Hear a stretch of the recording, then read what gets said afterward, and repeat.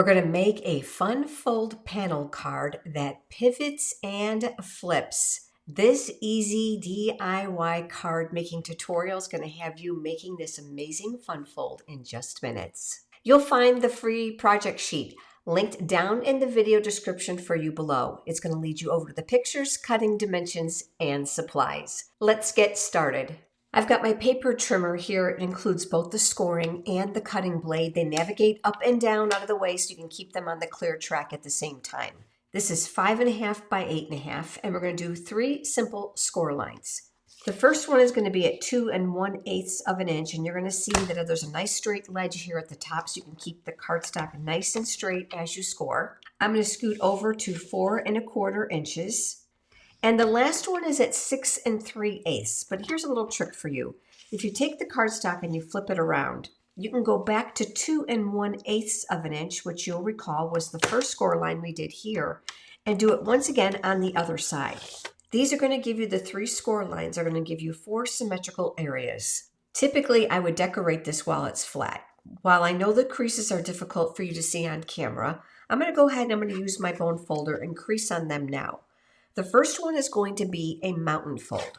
So you're going to crease it so it comes to a peak. Make sure that your ends are lined up well and go over it with your bone folder.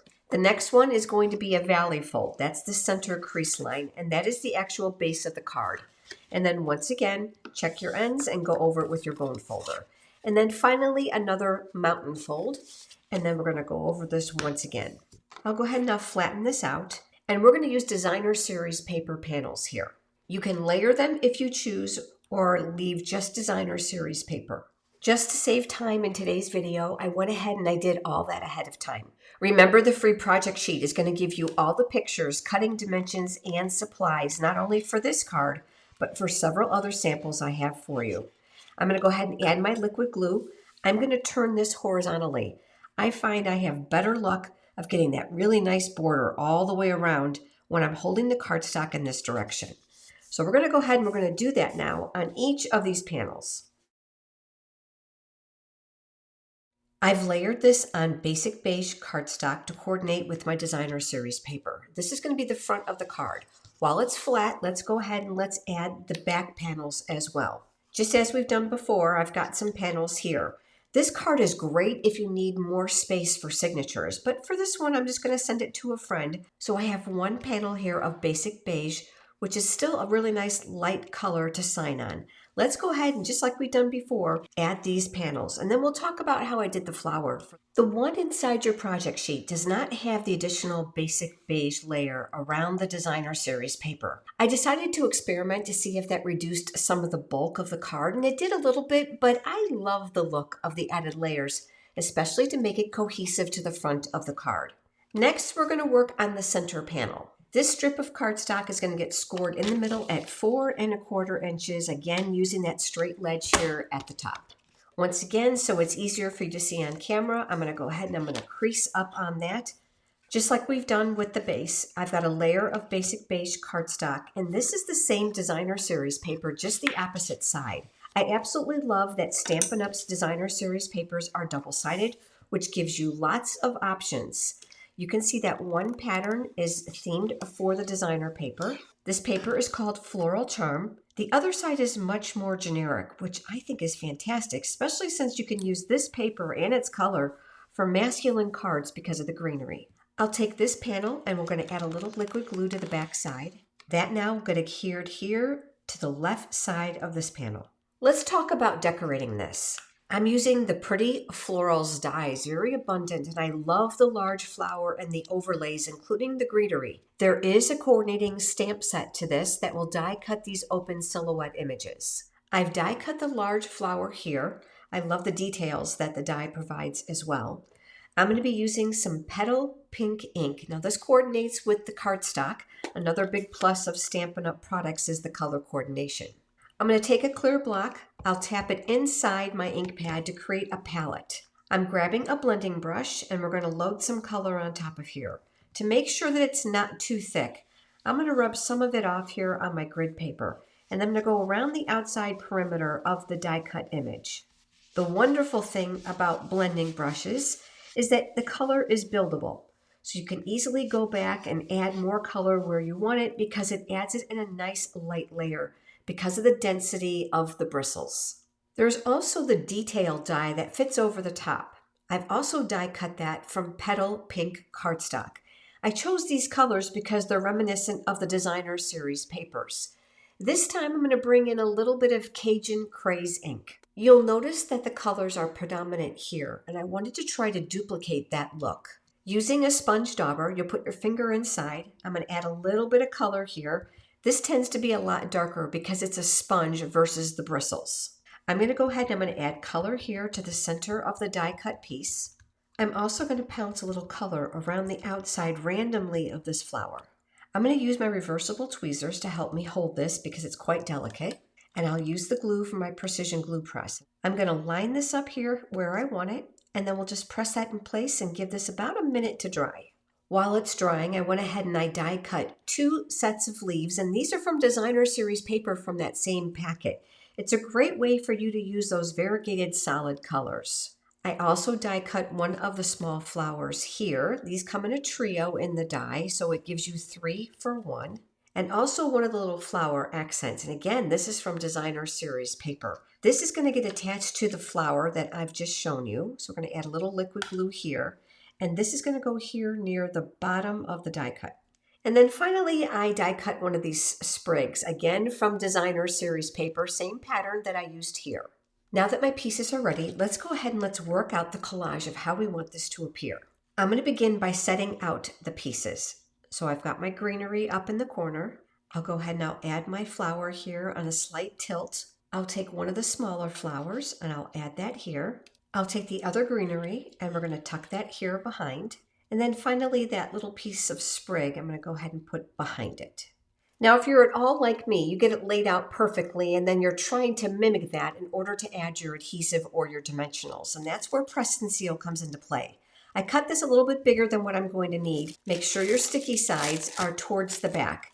You're going to need to work quickly because sometimes it gets to be a bit staticky. But go ahead and press that sticky part of the press and seal right over your images and press them into the die cut pieces.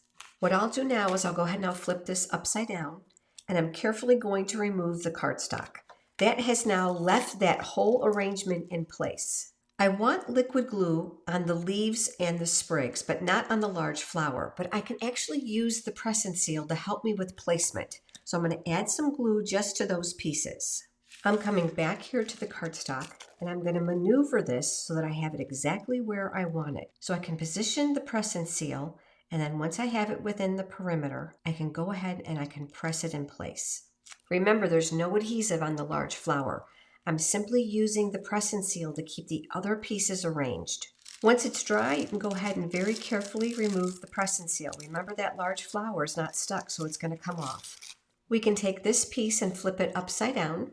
We'll use some dimensionals here for the back side. I'll use my Take Your Pick tool with the paper piercing tool attachment, and we remove those paper backings. I can now take the flower. I can add this exactly where I want it. I created another panel for the other side. I just tipped the flower slightly different, and I did do that ahead of time just to save a little time here in the video, and we'll add our liquid glue for this panel. That now will go here. I decided that I wanted to put a greeting on this card because it does fold flat. Coming back here to my grid paper, I cut a very small sliver of basic beige cardstock. I'm going to be using the pretty peacock ink that corresponds with the Designer Series paper and the cardstock. And this time I chose a large greeting from another stamp set. But I don't want the whole thing. I only want the happy birthday. Because of photopolymer, it allows you to see right through it. So I'm going to go ahead and just ink up just those letters. Once I'm happy with it, we're going to go ahead and stamp it here. I'm going to flip this upside down. This time I'm going to switch over to mini dimensionals. That's going to make them fit a little bit better here on the back side. I'm going to start on the left-hand side. I want to make sure these are well balanced for mailing, but I'm going to stop short of the right-hand side. I'll pick this up and I'm going to add a little bit of liquid glue right here on the right. When I flip this over, you're going to notice now that this is the left side. The reason I've done that is simply because there's going to be an elevation difference between this raised flower and the greeting. So everything lays nice and flat and even. I compensated by putting glue here and dimensionals here. Let's go ahead and take this and push this out of the way, and let's work on the flaps next. Again, just to save a little time, all 4 of them are the same, and I did create them ahead of time. And I used the darker designer series paper in the package. Making sure your paper is going in the right direction. We're going to add a little liquid glue here for about 1.5 inches. This piece is going to go here at the very top. You want to make sure you don't extend past the center crease. That's going to be very, very important. But also straight against the top here. So this edge and this edge should be flush. We'll take another one and we're going to do the exact same thing now on this side. So again, you want to make sure you don't put glue too far past the center point. Otherwise, it's going to stick on the panel next to it. Going to align this near the center and all the way near the top.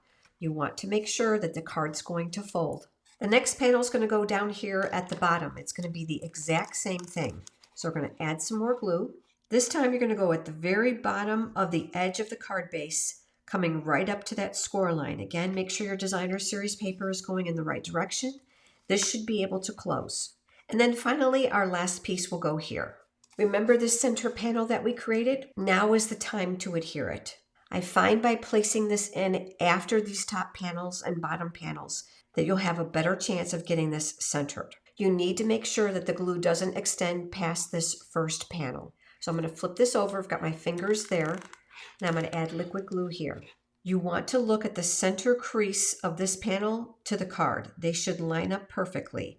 And then just find equal space between here and here visually. The outside edge should meet the outside edge of these panels as well as the card base.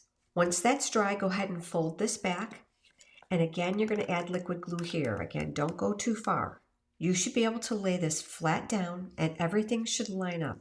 Again, this is along the outside edge. Once it's dry, you're going to be able to pick it up and it should fold, flip, and pivot. Now let's talk about the back side because this card will fold flat for mailing. You're going to notice that these panels are empty. You can certainly leave them that way, but I'm going to decorate them. I've got another piece here that's going to coordinate with this, just a smaller section. I'll use my reversible tweezers once again and we're going to add our glue. This now will go here. I have another panel here for the bottom. We're going to flip this over and we're going to do the same thing now for these 2 panels. Now that the panels are in place, we can go ahead and open the card. If these are a little bit plain for you, use an embellishment. I'm using the In Color flat pearls. I'll take one of the large ones. They already have glue dots on the back and I'm going to add that here near the bottom. I'll take a medium one and we're going to add that here near the top left. And then finally a small one here on a slight angle. That just dresses them up a little bit without taking away from that beautiful focal point. The card is freestanding, which I absolutely love. And of course, it's going to fit in a standard A2 envelope, but I'm going to tell you it's quite thick. So it's going to need extra postage. But don't you agree that it's totally worth it? It's going to be a gorgeous presentation. Now I have a couple other samples I want to share with you. This next one uses the Totally Awesome stamps and the coordinating dies. Now the dies have some great accessory pieces, so you can use this for all types of occasions. Here is the front of my card with that adorable turtle. I added the die cut birds and I used a greeting from Banner Sayings. The coordinating paper is called Turtly Cute, and this textured folder is called Turtle Textures. So you can eliminate designer series paper and use an embossed folder pattern there if you'd like. I'm going to flip it over so you can see the back side. Again, 1 panel for writing and signing. You can add extras if you need areas for more signature. Once again, freestanding. But I have one more for you. This one uses the Petals of Beauty bundle, stamps, and coordinating dies. Very pretty feminine muted colors.